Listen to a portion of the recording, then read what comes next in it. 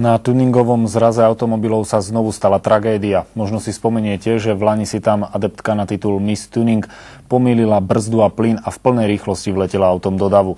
Dnes iba pár metrov od trate zrazil mladík dve dievčatá.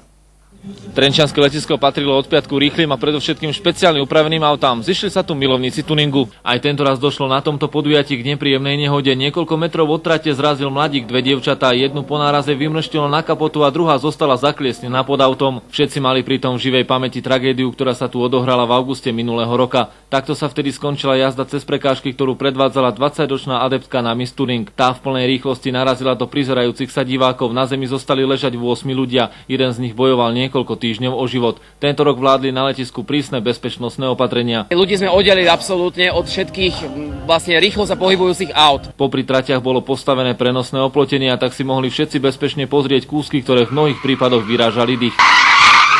Divákov do varu neprivádza len obľúbený šprint či slalom, ale predovšetkým nablískané autá. Okolo 2,5 tisíca aut. Toto auto jeho majiteľ prerábal celé 2 roky, venoval mu všetok čas a peniaze. Sú ľudia, ktorí kúpia auto, poviem príklad, za 50 000 korún a sú schopní v ňom utopiť 500 000. Človek sa s tým narodí, to tak nejak nič neuspokojuje. Absolútnym vrcholom bola ukážka aparatúry. Pozeráte sa na hotovú lahvodku, ktorá stála viac než 250 000. Váži asi 150 kg. Milovníci tuningu sa jednoducho nezaprú, ich autá sú pre nich všetkým. Pre televíziu Joj Pavol Čertík.